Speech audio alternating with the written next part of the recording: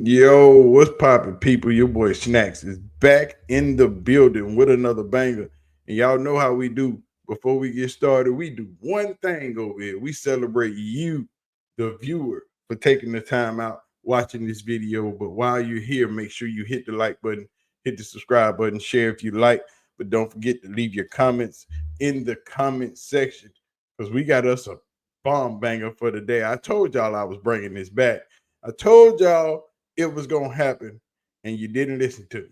Skip Bayless dropping bombs. Mike Florio dropping bombs. But you won't get Mike Florio in this video. You'll get him in the next video.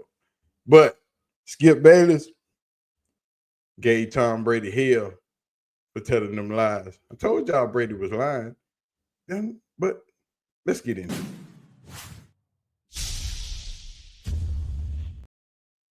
it. Now, y'all can talk about Skip Bayless all y'all want to.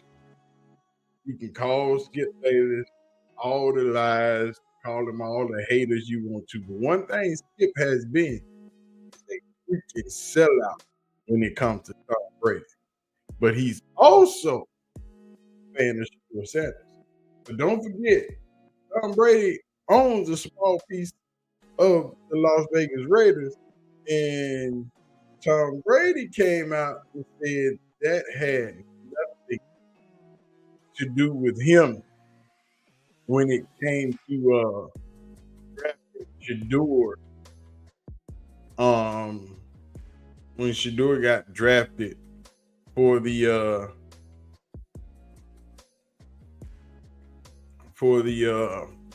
NFL draft the other week. But we all know better. Brady had some say on what Shedeur was going to be drafted at when it came to the Las Vegas Raiders. But let's hear what Brady had to say. In the room, Shedeur Sanders. What happened, Tom?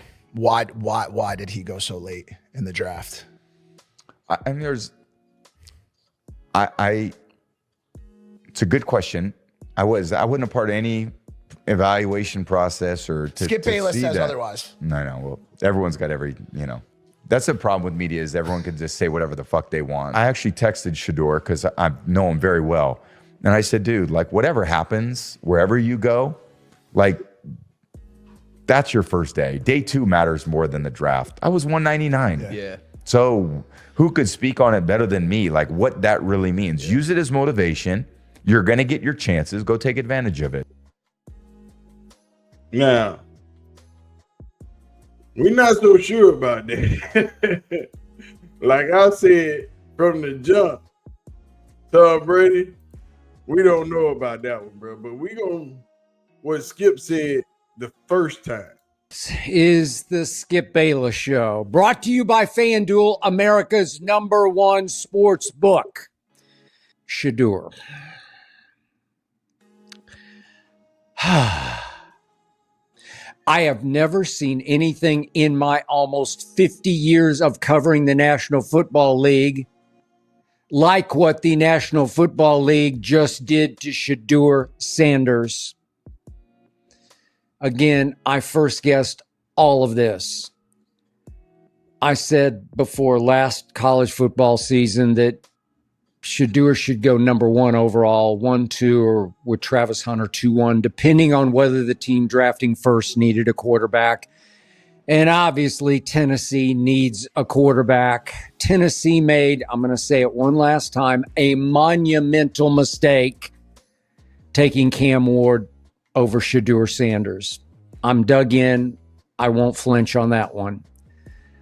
Again, the great Mel Kiper, my guest last week on Skip 1-on-1, ranked Shedeur Sanders 5th overall on his big board and Cam Ward 6th. But now to the guts of this story. I believe the turning point, the flashpoint, the point of no return for Shedeur Sanders came when his father, Deion, did an interview on Dan Patrick's show at the Media Center on Radio Row during Super Bowl week, last Super Bowl week in New Orleans. This happened on February the 7th. Dan Patrick asked Deion if there were NFL teams he didn't want his son to play for.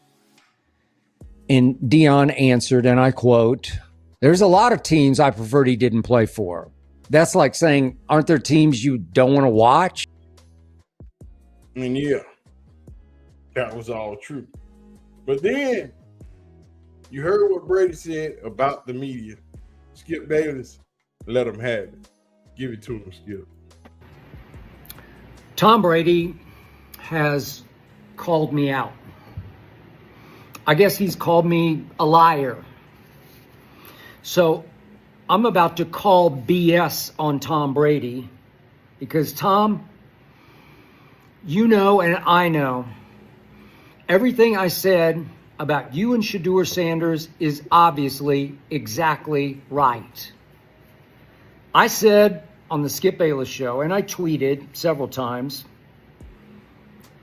that Tom Brady obviously played a role in the Raiders passing on Shedeur Sanders 7 times in the draft before finally Cleveland took him, as you know, early in the 5th round. 7 times the Raiders passed on Shedeur Sanders. Yet when Tom Brady was asked on the Jake Paul podcast why Shedeur fell so far, he stammered for a second. And then he said, that's a good question. And then Tom said, I wasn't part of any evaluation process or to see that. I guess meaning that he wasn't at all a part of the Raiders draft process, so he wasn't privy to any inside information about why Shedeur fell so far, so fast. Now, who would figure that Tom Brady wouldn't be a part of the NFL draft process when it comes to the Raiders? If you're drafting a quarterback and you have the greatest quarterback as your minority owner, who's the first person you call? Who is the second person you call? After you talk to the coach, who else's opinion do you want? But I'm going to let Skip give y'all the business. Really interesting. So soon after Pete Carroll took over as Raiders coach, he said, we're going to build this team up around the quarterback position, and we're going to lean on Tom as much as we possibly can. Smart. Then there was... Oh, you're going to lean on Tom, huh? Let's go. This from the new Raiders general manager, John Spytek, who said, when we are looking at a quarterback, we'd be a fool not to involve Tom. Well, obviously, you'd be an absolute idiot not to involve Thomas Edward Patrick Brady Jr., the greatest quarterback ever. Now, keep in mind that this is Skip's man, 100 grand, Thomas Brady, whatever that man name is, Tom Brady. Skip loved that man. Skip went hard in the paint at Shannon over Tom Brady. There's no way. There's no way that Skip is not 100% authentic in this take. And it's so believable that Tom Brady just got to eat this shit. You didn't want Shedeur, or you were scared of your legacy getting broken because of Shedeur. So which is it? I mean, we're talking about the GOAT, who's now a Raiders owner.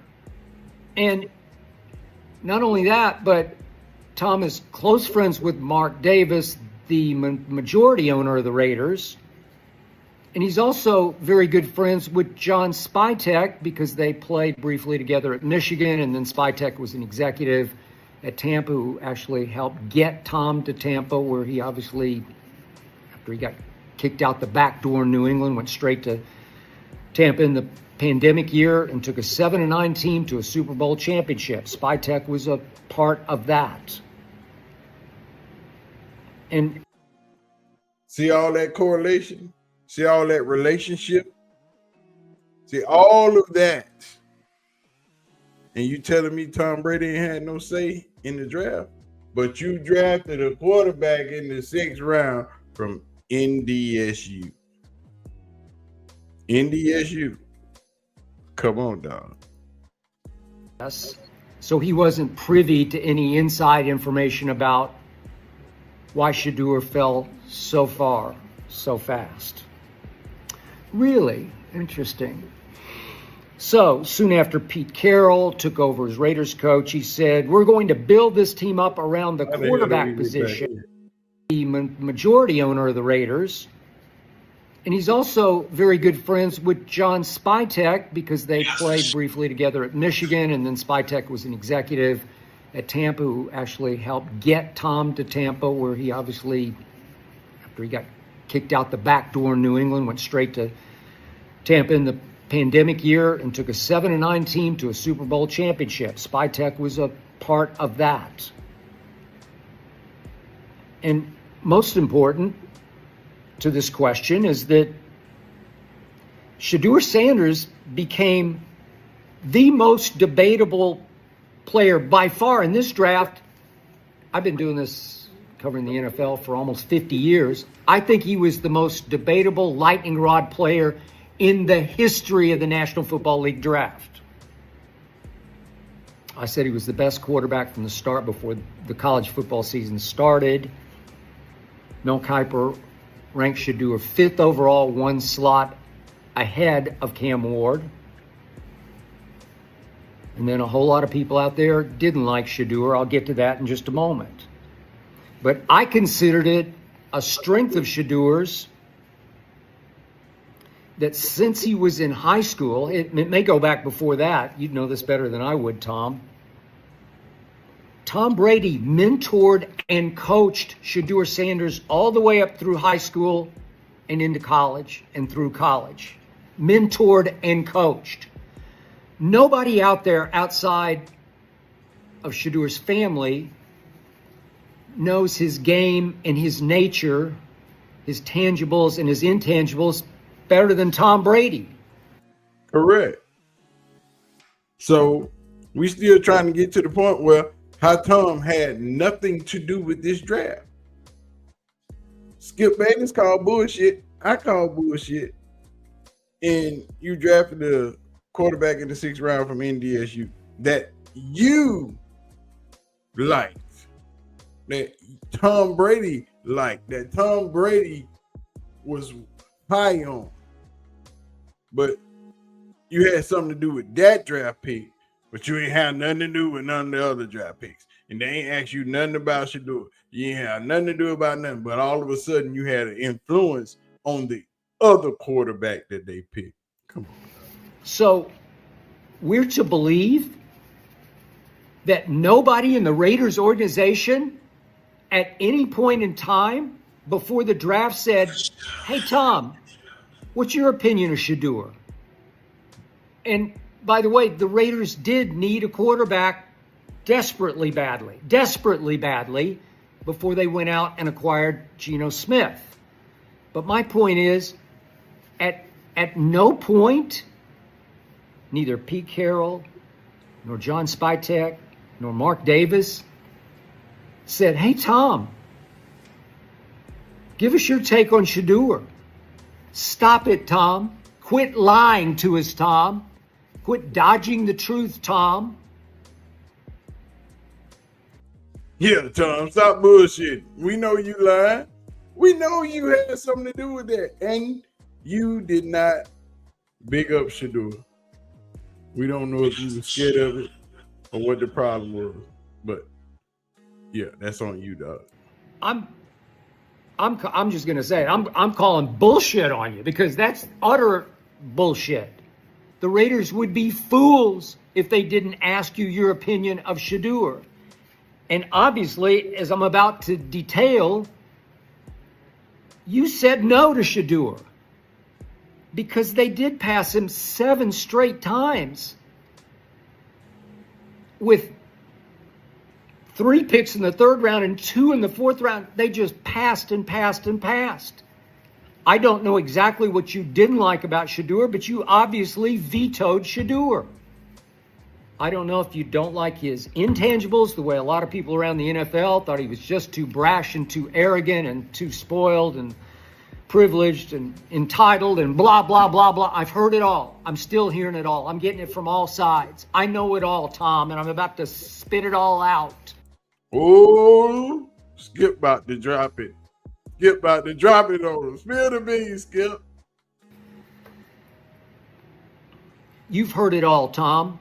Maybe it was the intangibles that turned you away, or maybe you watched him evolve as a quarterback and you just said, no, he just can't play in this league. A lot of people thought you couldn't play in this league, you 6th round draft pick that you were. So maybe you did to Shedeur what they did unto you, Tom. But you obviously said no. And I get it that Pete Carroll said, going on 74 years of age, maybe this is his last gig. I don't know. Maybe he thinks it's his last gig. And he said, I need a quarterback. I know I need a quarterback who's proven to me that he can handle it. Somebody I trust under fire. And he became a Geno believer in Seattle. So you went out for a 3rd round pick and you got Geno Smith, and you gave him a couple of more years at around, what can he make, around $40 million a year? It's pretty good money. Skip finna give him the business. Drop these bombs, Skip. And Geno's pretty good. I don't think his ceiling is nearly as high as Shedeur's, but that's just me. But you banked on Geno for a couple of years more. What is he, 34? And yet, I'm looking at your situation even after you acquired Geno, and I'm thinking, man, Shedeur would make the perfect understudy with Tom Brady still mentoring and coaching for a couple of years. Perfect, right. Beautiful. Like maybe 3 years, like Aaron Rodgers in Green Bay. And look, I certainly understood the Raiders with their 6th overall pick saying, hey, Ashton Jeanty is just too rare of a specimen, just too rarely gifted a running back to pass up at 6th overall. You need that piece to the puzzle, and that's a big, bad piece to the puzzle. Yeah, you get Ashton in the 1st round, but you still had 5 more picks. I'm good with it. I get it. But then here it went, and Shedeur began to fall for many various, mostly to me, despicable reasons. And so we're to believe, Tom Brady, that not once did you communicate as Shedeur fell. Not once did you say to Spytech, to Mark Davis, to Pete, to anybody, hey, let's take him now. So look what your team did, Tom. Look what happened. You have 3 third-round picks. In the 2nd round, you go wide receiver. And then 3rd round, you go cornerback, offensive lineman. Okay. 4th round, you go wide receiver. And now you have a 2nd pick in the 4th round, Tom. You have pick number 135. It's 9 slots before Shedeur is finally going to go to Cleveland because Jimmy Haslam finally said, that's enough. I'm taking him. Maybe just to make a little splash. I don't think anybody else in Cleveland wanted him because 50 slots higher, they'd obviously already taken my guy from Oklahoma, Dylan Gabriel. That's who they wanted to groom as a rookie quarterback. And the owner, who wanted Johnny Manziel. Get him, Skip. Who plunged, obviously, for Deshaun Watson. He just said, we can get Shedeur Sanders. He had dinner with Deion and Shedeur. I'm sure he liked him. He might be the only right one out there, the only right-thinking brain out there. But you've got a 2nd, 4th-round pick, and you don't just snap up Shedeur Sanders, your guy, that you had helped grow? Skip on their head, and he ain't spitting nothing but facts. This is all true. That's your man, 100 grand, Brady, from high school and beyond. So why you out here lying like that? Let's go, Skip. You're kidding. Instead, you take Tonka Hemingway. You take a defensive tackle out of South Carolina. I know they were, that front seven was hellacious good. They destroyed my team in Nashville this year. And I just said, we can't. We're suffocated. We can't even move the ball. Maybe he'll be great, but he ain't a quarterback, and he ain't that quarterback. And you're telling me that not once did you say, hold the phone, man. What are we doing? Not once. 7 times you passed. You obviously just didn't believe in this kid, and you should own that. You should just acknowledge it. It's okay. There's no problem with it. That's the way I do business. Just own it. I mean, I own the fact that from the start, I said, these are the things I love about Shedeur Sanders. He's deadly accurate, led the nation in passing percentage last year, completion percentage. He's as tough as any quarterback, college quarterback I've ever watched. I've been watching college football for a long, long time. He took hellacious beatings both years. I know he held the ball too long. I get it. He was trying to, with all of his heart and all his soul, win football games for his pops with a team that was under-talented in way too many spots, often in the offensive line. That can be cured, but the toughness can't be taught. You know that. The clutchness, God, it can't be taught. You're the clutchest ever, you know. Did you watch the tape? Did you watch him play? Maybe you were busy prepping for your NFL games. I don't know. I saw leadership. I saw sideline leadership. I saw teams feed off him at Colorado both years and at Jackson. See, but what Skip is also not going to say is it's a lot about what Tom Brady didn't do. Because you can not say something and hurt somebody's potential also, because you're Tom Brady and because you have that stature, because you have that respect. Even not saying something is a detriment to the people that people are wondering about, because you played with them, you've trained them, you've helped them mold him into partially the player that he is. And he said on national TV that you're his mentor, that you're someone that he looks up to. When they asked him at the end of the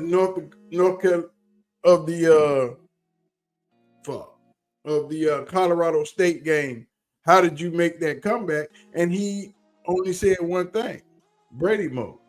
It was time. I had to get in that mindset.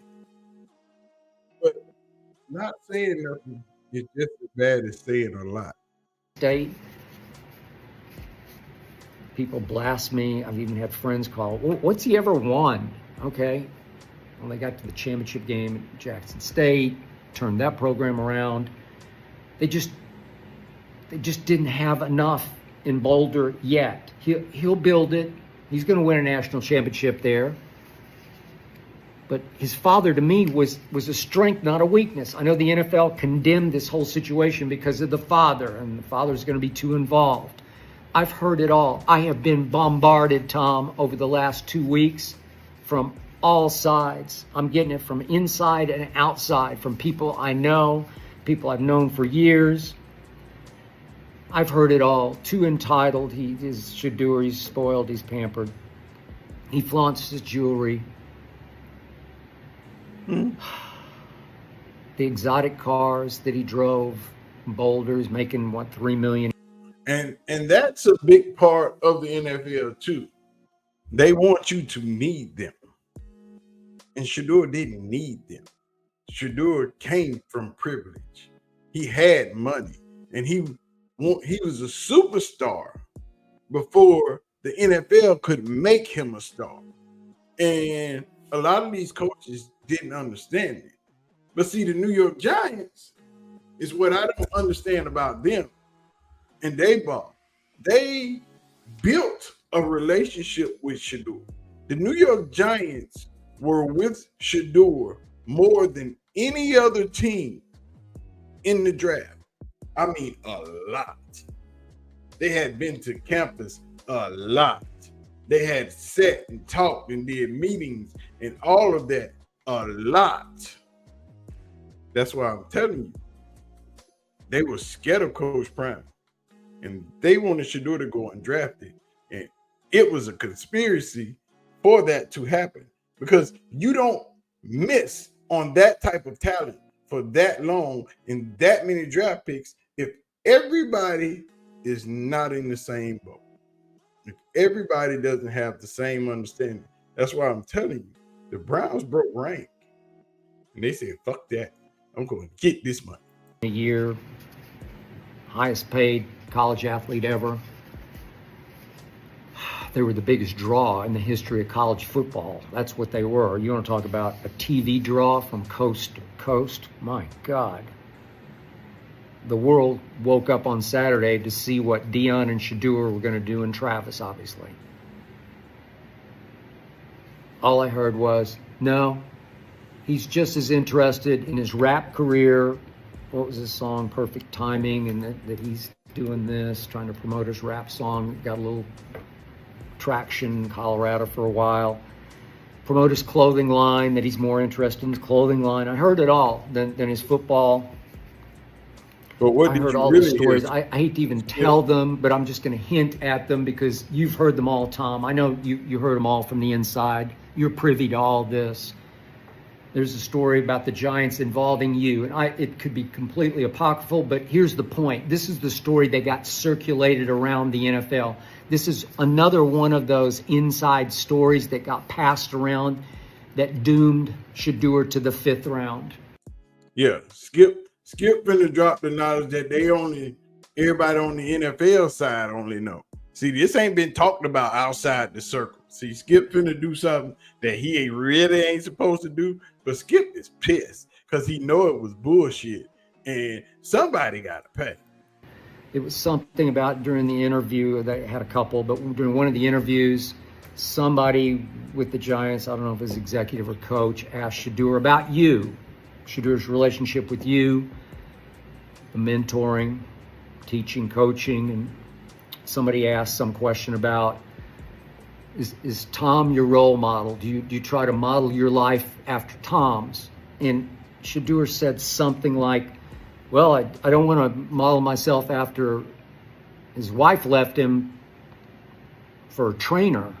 And I don't even know if he said that, but I've heard it again and again from too many people. And I don't know if he was trying to be cool and tell a joke or maybe. And if that's true, that is a part of Shedeur giving people too much, how do we say that? Expecting too much out of somebody, because Shedeur had a relationship with the Giants. That's how much they had been together. See, y'all don't see a lot of this stuff. The Giants and Shedeur have been together over and over and over again. They spent a ton of time together. They had built relationships. So in that meeting, if that was said, Shedeur might have been relying on that relationship that they built and that time they spent together, laughing and joking and talking bullshit, that he probably, if he said that, he didn't expect it to be perceived as offensive, or because we've been telling bullshit jokes for weeks. But now all of a sudden, if I say something you don't like, yeah, let's go. Make people laugh, or I don't know what it was, but I heard that doomed him with the Giants. Okay, fine. He's still just a kid. Maybe he was trying to act cool. And then there was what he did say publicly about don't take me unless you want your culture changed. And I heard that several people up high in Pittsburgh, including Mike Tomlin, were like, okay, we're out on him now because we don't need our culture changed. We are a culture. We've had a culture from the start. We are the Pittsburgh Steelers. So, and a lot of people took that as him being brash. When I can tell you exactly what he meant by culture change. He didn't talking about your overall culture of your team, how you operate, the things you do. He was talking about your winning culture. Because if you're picking him in the first round, you are not winning. If you're picking 1 through 5, you don't have a winning culture. That's the culture he was speaking of. But he didn't say if you want a winning culture, if you want your culture to change from losing to winning. That's not what he said. He said if you want your culture to change, if you want a better position, if you want to be better at the things you do, then pick me. Because I've done it before. But people don't be listening. They didn't hear him before. What he said is, I've done this before. History is doomed to repeat itself. I did it at Jackson State. I did it in high school. I did it at Colorado. I turned losers into winners. That's what he said. But all people saw was them diamonds, that watch, that skin color, that confidence, and him saying everything that he has done is not bragging if you've done it. And he's done it. The only thing he's telling you is what he can do. I will do this for you again. But you know, people get all in their feelings. And that's Prime, son. And they already don't like Prime. You know, so that's where all this hatred come from. That's where that blackballing come from. Because I'm telling you, Shedeur was supposed to go undrafted. And the Browns broke rank. I will continuously say that. and I don't even know if that's true, but that's the kind of story that picked up steam and grew longer and longer legs, and those legs just stamped all over Deion and Shedeur. It just made me sick because I think he's a good kid, and I think he's a good kid, and I know he's a hard worker. There's some video out there, I think it was distributed by the Sanders family, to promote Colorado football. It was Cam Ward. In the video, Shedeur asked Cam, hey, when we get finished working out, you want to go record rap songs? And Cam's like, what? All I care about is being a great quarterback. Okay, so NFL people are like, see, that's why you don't. Yeah, that's why you do. Because if you don't have a release, if you don't have something else to do in your life besides football, but the NFL wants you to eat, sleep, and breathe football, you can do that. But you still have to have a release. People have their vices. Unless you want him outside drinking and smoking and going in the clubs and getting in trouble, or you rather him be at home in his home making music, doing nothing. See, but that's the misconception of people. It's too many old white men in the NFL that doesn't understand the culture, that don't understand us. Yes, you will let them play. You deal with them every day, but you still don't understand it. Yeah, we got a bunch of black position coaches, but when we gonna have a bunch of black head coaches? When we gonna have owners? We're not gonna get owners. They just not gonna let us. We're gonna have to build our own in order for that to happen. I've read so many NFL examples. I read Jarrett Bell's column today in USA Today about how. Put it to you like this. For many, many, many years, since segregation has somewhat ended, because dumbass trying to bring it back, but the NFL has prominently had more black players than white, right? But why do we have more white coaches than black? Because retired players coach. Most of our retired black coaches end up at HBCUs or 1AA schools or JUCOs and things of that nature. But all the retired white players end up in corporate offices, on teams, or position coaches moving up to head coaches, or the head coaches hire their son and they hire their cousins and their nephews, and then they leave there and it spreads out. And then, but let me get back. I ain't getting into that right now. 3 anonymous executives are saying, one had a first-round grade on Shedeur, the other 2 had a second-round grade. Well, he fell to the 5th round. So they're pretty much admitting, well, it went beyond football. It was personal. Yeah, it was personal. It's not all this stuff. So in the end, it wasn't like Brady actually called me out, because he didn't call me out by name on the Jake Paul podcast. He just said that was wrong. And by translation, of course, I'm wrong. But Tom did it with the big, broad brush. He condemned the media, took the cowardly way out. Just take me on, Tom. I don't care. I can take it because I'm right.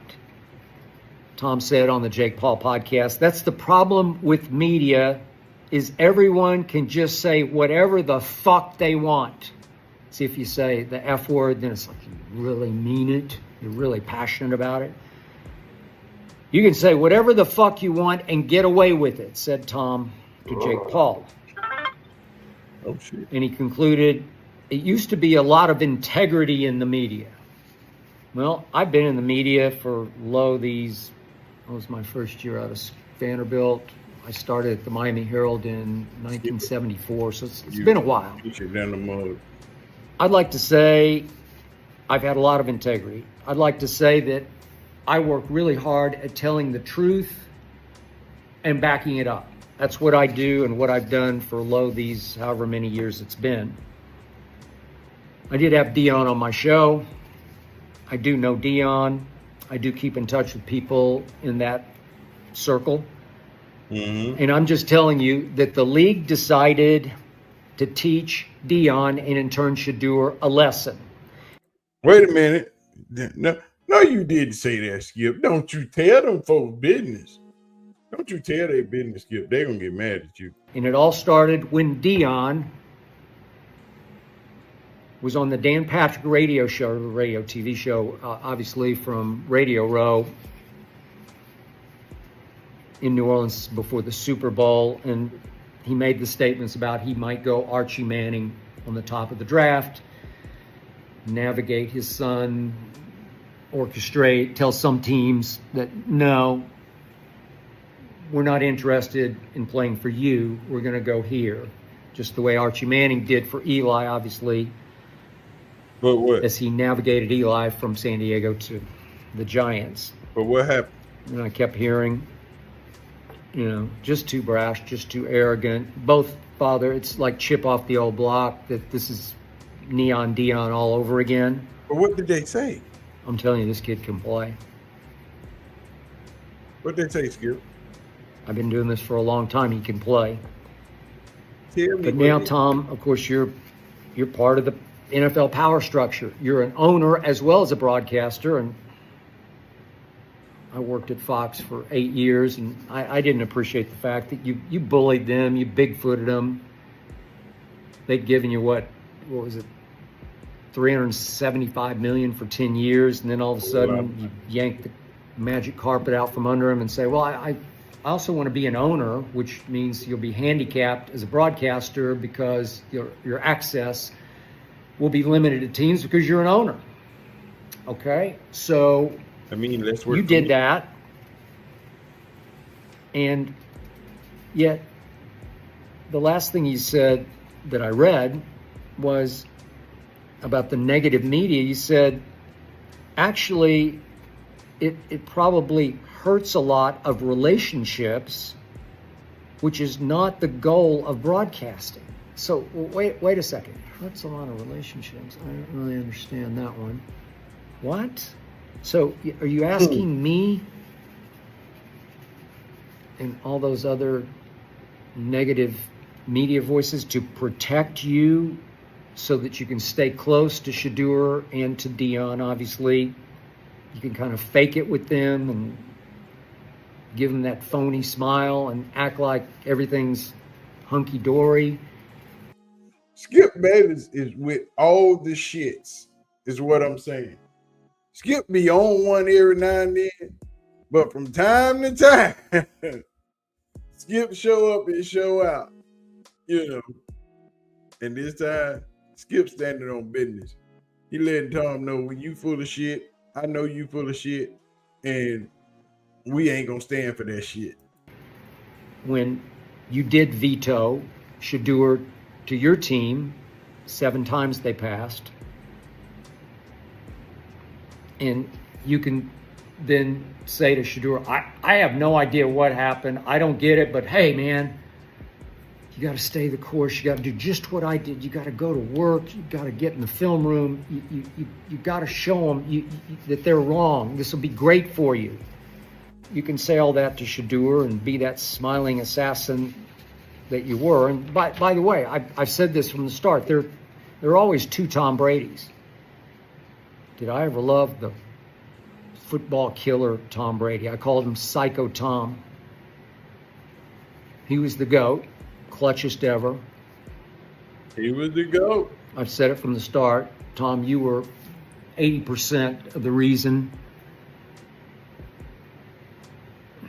He was the GOAT, people. the Patriots were a dynasty. I'll give Belichick, 10% of it. But you were it.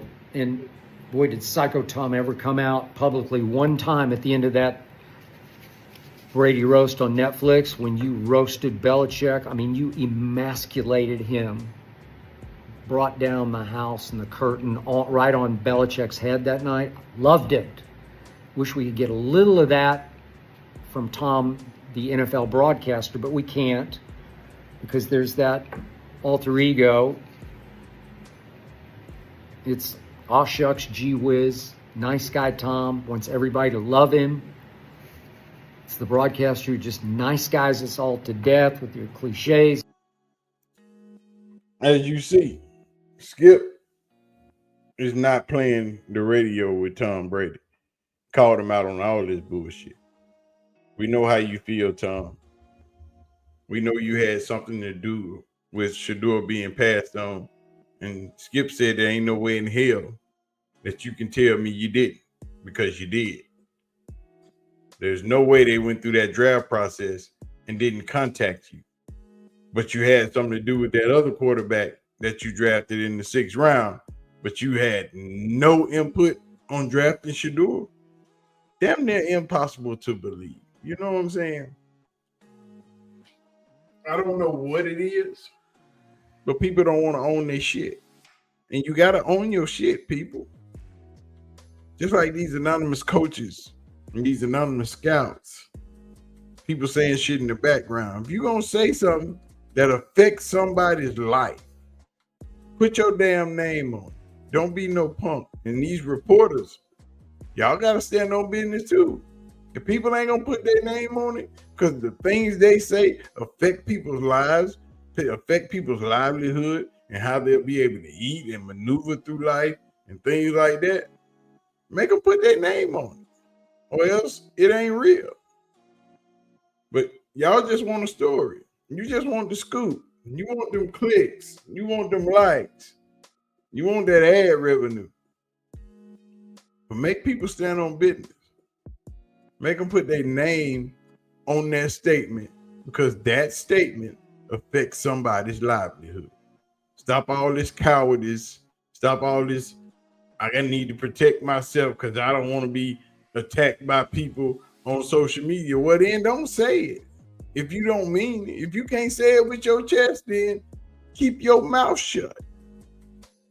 And that's the way it should be. All this anonymous bullshit. Because his name Shedeur Sanders and he famous. Just like that one coach, anonymous coach, he made me feel small. And you supposed to be the NFL guy. If you let a college student make you feel small, that says a lot about you as a person. But anyway, man, we're going to get out of here. Y'all don't forget to hit the like button, hit the subscribe button. Leave comments down in the comment section.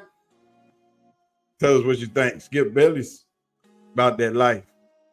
And he gave Tom Brady the business. Now, leave your thoughts. We're going to get out of here. Matter of fact, Prime, take us out. God bless you all, man. Be safe.